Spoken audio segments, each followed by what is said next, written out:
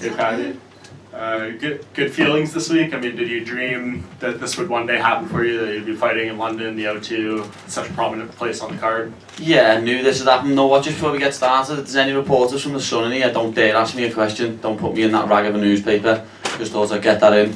Yeah. End of. But yeah, I knew this was going to happen, lad. Knew this was coming. I've envisioned all this, lad. I can't wait to get my hand raised on Saturday, and when there's pandemonium in the crowd, it's going to be fantastic. Yeah, man. I mean, like, this week, I mean, do you feel that attention? Do you feel your star power growing more and more? I mean, even just outside of this week, everything that's been going on since the debut? Yeah. Well, as I say, I've just took everything in my stride. I knew all this was coming in my future. It's only going to get bigger and better, lad, and it's going to continue to do so.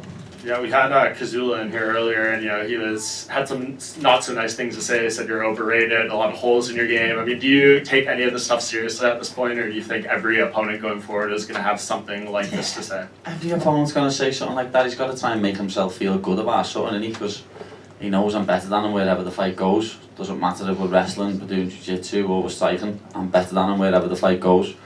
All he's got in this fight is a puncher's chance. So mentally for him, he needs to say, oh, he's not good at this and he's not good at that, because he knows I'm going to punch his head in. Yeah, and as your star power gets bigger, you're going to have more critics, right, more haters, and maybe someone will say this week, they see what happened yesterday with you and Ilya, and they'll say, is Paddy focused on the fight? Is his priorities in the right place? What would you say in response to that? Who's that?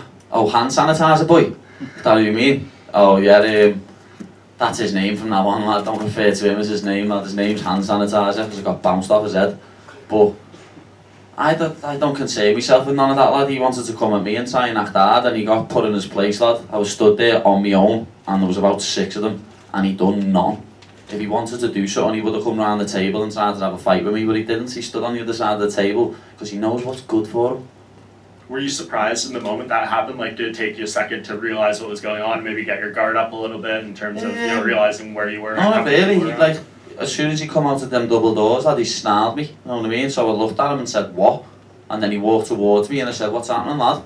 And then as he got close to me, he like swiped the slap at me, you know what I mean? And obviously, lad, if you raise your hand to me, I'm going to do something. So I wasn't punching him because I'm not breaking my hand and not being able to fight and earn me money on the weekend. So I stepped back and picked the hand sanitizer up and bounced it off his head. And then he swung a dig, what I moved out of the way of with a bit of ease. He's just got a little bit of small man syndrome, lad. You know what I mean? He's only 5'7", isn't he? So just try to leave the little men to it. Is that something that goes through your head in the moment? Like, hey, I have to do whatever I have to do to get myself in this situation, but I can't do something that could compromise the fight. Yeah, I can't let something like that happen, lad. I can't start throwing punches and get cut off the card or break my hand hitting someone. You know what I mean? Especially someone so meaningless. You know what I mean? Who even is he? Seriously, who is Mr. Hand Sanitizer? Like, he's a no one. He used my name for followers and to gain some publicity. And he put a video up and made himself look like a right tool. So fair to say, even if he wins in spectacular fashion, you're not interested in that fight? He's not going to win, no. I know full well, I know Jai going to knock him out and send him crawling back down to the featherweight division. So if you win your fight the way you're hoping, what do you feel this leads to? Whatever I want. I don't need to call anyone out or mention anyone's name because everyone talks about me. That's how this works. Thanks, Paddy. Just a quick one right here. You were talking about how you always knew this was coming and you're feeling your popularity rise, but when I landed here from the States, I got into my cab. The cab driver asked me when I was here for, I said UFC, and he immediately just said, I don't watch it, but tell me about Paddy the Baddy. I've heard of him. So what about you draws people that don't even like this sport, but they know who you are and they want to watch you fight specifically? I'm the boy, aren't I, lad? You know, I put bums on seats, lad, and I put people want to watch the telly, lad, when I'm on it. I'm just one of them people, lad. People say they're drawn to me, and it's just because I'm the way I am. I don't try and act like nothing. I'm just me. What you see is what you get, and a lot of people can relate to that. I don't try and put on no big act and try and be anything I'm not. Like a lot of people used to think that, but once they watch me podcast and watch me vlogs, they realise that this is just me and this is who I am. And if you don't like it, leg it. If you like it, sound, I like you. You know what I mean? Paddy's in front of you. Molly McCann was in here earlier, and I asked her about the whole thing, and I said, if I wish you'd be there to back you up, she wished she was there, and joked that this is what happens when we leave you by yourself for 2 seconds. It is, lads, funny. My videographer weren't even there to video it all, lads, so we need to try and get the CCTV. But, yeah, I was on my own, lad, stood there, and if they were there, it's a good job they wasn't there, though, to be honest, because Ellis and Adam would have been putting people at kit. Have you seen the size of them all? They're all about that big, lad, you know what I mean? If Ellis or Adam got their hands on them, lad, they'd all be snoozing in the reception. And finally, Paul Craig was here, and he said that believes that there's cards also in Liverpool Manchester later this year. Have the UFC talked to you about a Liverpool card? And obviously, I'm guessing you'd be in the main event, right? I'm guessing so, you know what I mean? I'm guessing it will be. No, they haven't spoken to us about anything like that. The only thing about Liverpool, lad, is the only venue really, apart from a stadium, is the Echo Arena. And I was selling that out on my own, off my own back with just the Cage Warriors name attached to it, never mind the UFC name. So the Echo Arena is far too small now. The O2 Arena is too small when I'm on the card. Said this months ago, lad, you need a bigger stadium with me on it. So West Ham's ground or Tottenham's ground or something like that. Anfield or Goodison. I wouldn't even mind fighting in Goodison, lad. Good Al Woodison, you know what I mean? I wouldn't mind fighting there. That's the only good thing about Goodison Park. Yeah, it would, lad, and it'd be a dream country for Molly, but I know for a fact over the next 3, 4, 5 years, Anfield's happening. It's gonna happen. I want them to wait till the stand's finished, and it's another 10,000 there, you know what I mean? And then we have like the biggest gate the UFC's ever seen. Just one more story. I saw you on the pitch in one of your vlogs with a Champions League mic in your hand. What was that like? Just, you know, kind of surreal. Obviously, you want a big night for Liverpool and a big night for you. Yeah, it was surreal, lad. It was unbelievable being on the side of the pitch. We were in there hours before kick-off as well. And it's like being in a church, lad. It's just dead airy. It was mad. My score prediction was fucking way off, though, weren't it, lad? Said we win 3-0 and we got beat 1-0. Paddy, over here, sir. Yes, PT. What's happening, fella? I wanted to know, I was speaking about this with Molly earlier as well. A lot of people see you, or say from the US, they think you've just popped up overnight. But you have this whole career beforehand, like you popped up in 2014, you were very well known in Liverpool and in European MMA in general. And there was a point, like as strong as your belief is now, in 2016 I believe it was, maybe 2017, around the Soren back fight, when we didn't know if this moment would ever happen. We didn't know if your future actually involved fighting. Do you ever think about those moments and how far you've actually come since then and what you've had to fight through to get to this moment? Yeah, I do think back at them moments to realise like what I've actually come through to get here. A lot of people think, oh, it's just a fight and it's mad, lad. Some people who've only watched UFC think I'm a striker. I'm far from it. But I've been fighting since I was 16 and fighting professional since I was 17, you know what I mean? I became a world champion on Cage Warriors at the age of 21 when I wasn't taking nothing seriously. I was still out partying 2 nights a weekend, having 2 hours sleep and then going to the gym on a Monday morning. Back then I was just a fighter, where now I'm an athlete.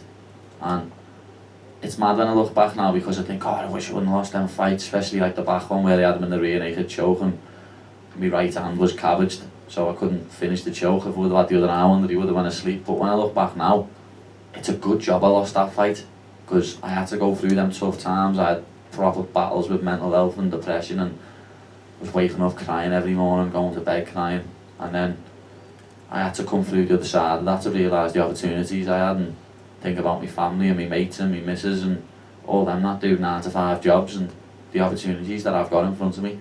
I had to realise what I had.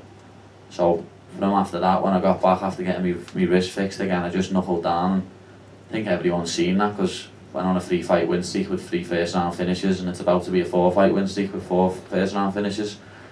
Like, without them tough times, I wouldn't be where I am to this day. It's that simple. I had to prepare you as well for this kind of fame because, like, you know, the dogs in the street knew who you were when you were 19, and now obviously you're a huge commodity. As Jose said, taxi drivers ask me, I have people in Dublin asking me about you constantly.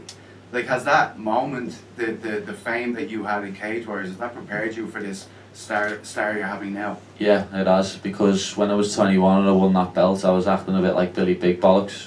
You know what I mean? I was going around like, oh, I'm the boy. You know what I mean? I thought I was better than I was, thought I was some sort of celebrity. I had all people clinging on to me because I could get them into nightclubs and I could get them things, you know what I mean? So I needed that fall from grace, to be honest, when I was a bit younger. I needed to realise, and I did, and now I just keep my circle small, my close friends close, my missus, my family, my gym family, you know what I mean? It's just, as I say, without all that back then, the realisation, because when I won that belt I thought I was someone, mate, I thought I was king of the world, lad, and then you lose it and you realise who the real ones are. So without them times I wouldn't be where I am today. It's as simple as that. Well, yeah, I think a lot of people who watched you coming up were a bit, disappointed there was no crowd for the old debut, and now we're going to have a packed out O2, and we're going to obviously hear the famous entry. Like, I mean, how much time do you have to put into preparing for that rather than the fight itself? Because it's a big moment. It's a big moment, but that's just me. That's me when I walk in the gym every morning. A song comes on, I just rap every lyric to every song, or dance to a dance tune. You know what I mean? I can't help it. That's just the way I am. That's just me. And that's why I always say it annoys me when MMA fighters put on these acts and try and be like WWE wrestlers. Like, this, be real, be who you are. That's what I do, and everyone loves me for it. And if they don't, they hate me. But they still turn it on and want to watch me, don't they? Nice one, Paddy. Cheers. Paddy, just turn over here. What's happening, lad? Yes, that's happening. I just wanted to ask you about like your weight class at the moment. Obviously, you're fighting at lightweight. I've been watching your vlogs on YouTube, and I think you've made a few references there about how you're really trying to stay disciplined, so you make weight and try to cut down on the binge eating, just the unhealthy eating, really. But then I know that you used to fight at featherweight too, so you're saying that it's increasingly difficult at the moment. How on earth did you make that weight for featherweight before? Well, that's the thing. Well, I used to kill myself, absolutely kill myself to make 145.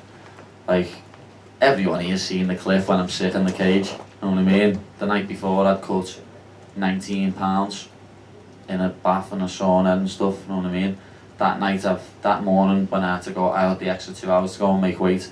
I couldn't get in and out the sauna. I got physically pulled in the sauna and pulled out the sauna.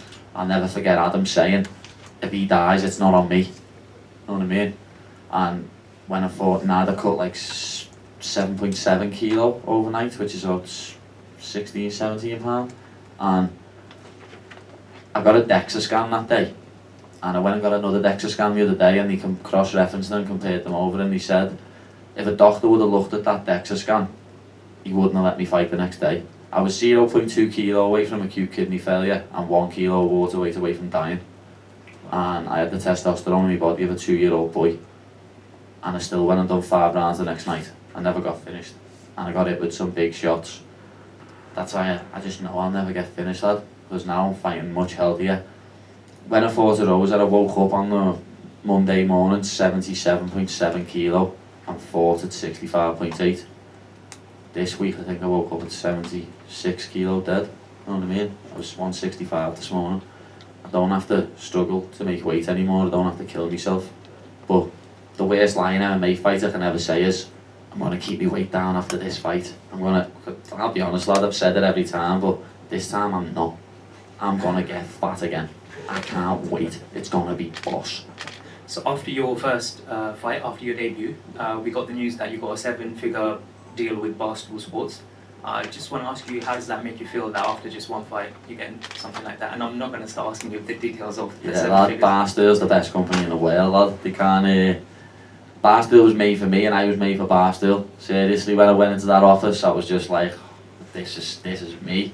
This is me. You know what I mean? It's just a company what epitomises me, and I can't thank them enough. Everyone over there, like, it's the biggest. I don't reckon anyone's ever had a sponsorship deal after one fight like that, and it's going to be a great partnership. It's going to grow into it even more and more. I can't wait to go back over to the States after this fight and get some more stuff done with Barstools just to thank them. With a 7-figure deal after just one fight, how do you stop that from being a distraction? Because we all know, like, it's easier to wake up out of bed when you've not got that much money. But when you've got that kind of contract, how do you stay motivated? I don't do this for money or fame, lad. I do this for legacy. I do this to prove that I'm the best out there. I've never done it for anything else. And I'm a very modest person, lad. Even though I'm getting paid the 7-figure deal over 2 years, lad, if a can of Coke is 80 pence in one shop and a pound in another shop, I'm walking the extra 5 minutes to that shop for the can of Coke for 80p. I'm just like that. And just a final one from me. Fighting aside, we know you're a massive Liverpool Football Club fan. I just want to ask you, from the current team at the moment, if you could pick a five-a-side team, who would go in your five-a-side team? 5-side team, yeah. Go on then. Got to be obviously Alisson, Van Dijk. Alisson, Van Dijk. Phil Barber. Alisson, Van Dijk, Fabinho, Salah and Luis Diaz, because he's an absolute phenomenon. That man has turned up and absolutely ripped the Premier League apart already. He's going to be some player in that. Good luck on Saturday. We don't need luck here, lad. Don't worry about that. Paddy at the back here. In terms of that social media clip with Taporia, it feels like you've really controlled the narrative of that a little bit by posting in the way that you've done. Is there a part of you as like a kind of a businessman almost that thinks this is good for you in the future because you're building potential fights down the line? People will be a lot more interested for you potentially fighting Taporia down the line than they ever would have been without that moment. Is there a part of you that thinks these kind of beefs, these altercations and using social media is good for you for future business? People are interested in me whoever I fight. Doesn't matter. I don't need any altercations like that. He needs altercations like that because no one knew who he was. But now it's great, lad, because no one even's going to know him as his name. He's always forever going to be Mr. Hand Sanitizer. Like, that's it. You got a hand sanitizer that bounced off his head when he come over on the bounce, sounded after hard, and he got terrorised. You know what I mean? It's one of them things. But I've got to be a lot smarter with my social media, lad, because as you know, I've had 2 accounts took off me now, and the second account had 920,000 followers. I've lost out on so much money in sponsorships over the past 2 weeks, 3 weeks. Instagram are proper messing with my livelihood, messing with the charity work I do, messing with the mental health charities and people I want to speak to. I don't know if some of them people are still here to this day because I chat with them on a daily basis, and now I can't because Instagram has shut that account down. I'm a big advocate for, if you make a social media account, you should have to register an ID or a credit card or something along them lines so that you can't just bully, troll and harass people, because I've had my account took off me for bullying and harassment. When it's me who gets bullied and harassed, I just defend myself. And I don't even care when people say stuff about me. Say stuff about me all you want, but not about a 3-year-old child that's fighting for his life. I can't sit there and let someone talk about that. Totally agree, mate. And how much will Molly's performance set the tone for you? Is that something you've got to keep a close eye on, or do you have to think like you need to kind of separate yourself a little bit because, you know, the emotions of that fight might affect you going into your fight? No, I get tunnel vision, lad. Once that cage door shuts, you see the change in my face, you see what happens. Nothing what goes on outside of the cage can change that for me. I know it's just me and Rodrigo Vargas in there, but I know Molly's going to get the win. We don't lose when we're on the same card, lad. It just doesn't work like that. Have you got to pop to George for a new dressing gown after Lenny chewed up the last one? Oh lad, he's a little prick and he just chews everything. Luckily enough, I've just took that was like what you tie it together with. Yeah. I just took that out. But I've got about 4 dressing gowns in ours anyway. Everyone buys me them for like gifts for Christmas, so I've got pure dressing gowns. It's when he chews the slippers, lad. That's when he gets annoying. Me Rick and Morty slippers, he needs to swerve chewing them, mate. Cheers, man. Paddy, you mentioned, just at the back here, Oh, what's happening? Hey. Yeah, couldn't see that. you mentioned that you don't do this for money, you do it for legacy. What is your legacy with the UFC? How do you see that? I've always said it from the time I was an amateur. I want to be the best there is, the best there was, and the best there ever will be. And that's just the way I see it. I've said that since I was 16. I don't do this for anything else. I do it to prove that I'm the best. And I'm going to take another step forward to doing that on Saturday night when I cave Vargas' skull in. And you mentioned previously just there about helping people with mental health, and that's something that means a lot to you. Do you feel like your platform enables you to be able to do things like that? Yeah, it does. Without my platform, I can't help people. You know what I mean? I always say that people with a platform like me should help people. It's nice to be nice. We've got this platform for a reason. Use it for good. Don't use it for horrible reasons. And that's why all these websites, social media websites, they need to sort the guidelines out, the community guidelines, because as I say, I've had my account disabled at 920,000 people, like followers, and that messes with all the GoFundMe pages I help for sick kids and for charities, homeless organisations and stuff.